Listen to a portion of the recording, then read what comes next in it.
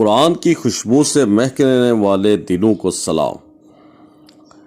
اب ہم ایسی آیات کا مطالعہ کریں گے اس رکوع میں جو ہمیں یہ بتاتی ہیں کہ کائنات کا موجد کون ہے، ہمیں اس بات کی رہنمائی کرتی ہیں کہ دین اسلام کے اندر کسی دوسرے مذہب کی آمیزش یا پیوند کاری کی کوئی گنجائش نہیں ہے، نیز اس قرآن کو نہ مان کر لوگ کس نقصان سے دوچار ہو سکتے ہیں۔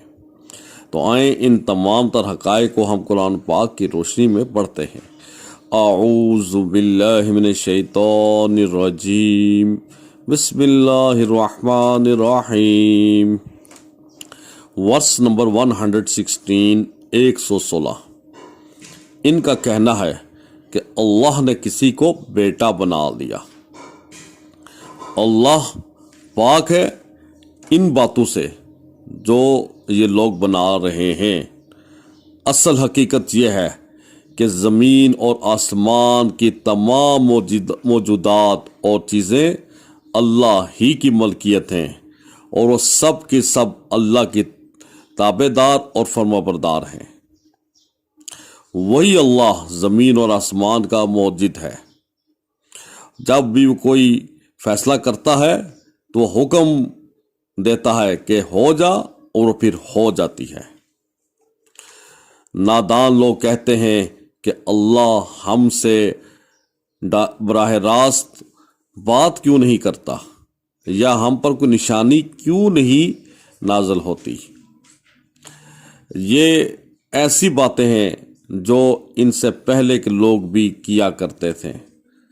اصل میں ان تمام گمراہوں کی جو اگلے اور پچھلے ہیں، ان سب کی ذہنیتیں ایک سی ہیں۔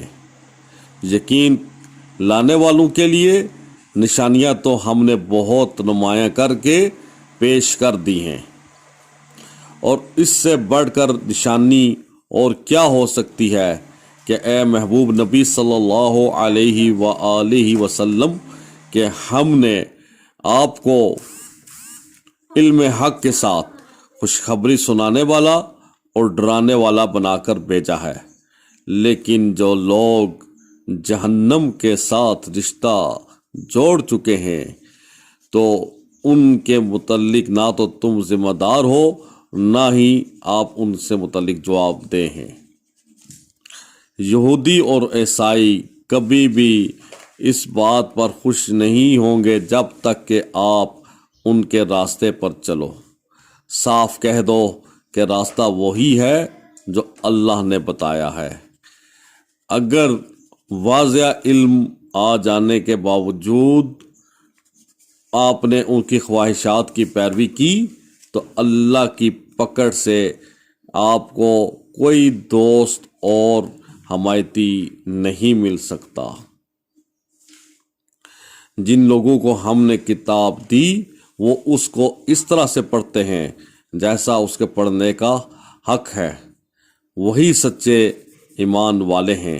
اور جن لوگوں نے اس کتاب کو ماننے سے انکار کیا، یعنی اس کو نہ مانا، وہی اصل میں نقصان اٹھانے والے ہیں۔ صدق اللہ العظیم۔ اللہ تعالیٰ انسانیت کی فلاح اور کامیابی کے لیے جتنے بھی معاملات ہیں ان کو کھول کھول کر بیان کر رہا ہے اس قرآن میں، اور وہ تمام تر باتیں جو انسانیت کے لیے تباہ کن ہیں ان کو بھی واضح کر رہا ہے۔ اب یہ انسانیت کا فرض ہے کہ وہ ان تمام حقائق کو جو اوپنلی قرآن پاک میں بیان کیے گئے ہیں ان کو پر غور کرے اور ان کو اپنا کر ہمیشہ کے نقصان سے بچنے کی کوشش کرے۔ اللہ تعالیٰ ہم مسلمانوں کو اس چیز کی سمجھ عطا فرمائے۔ وآخر دعوانا ان الحمد للہ رب العالمین، والسلام علیکم ورحمۃ اللہ وبرکاتہ۔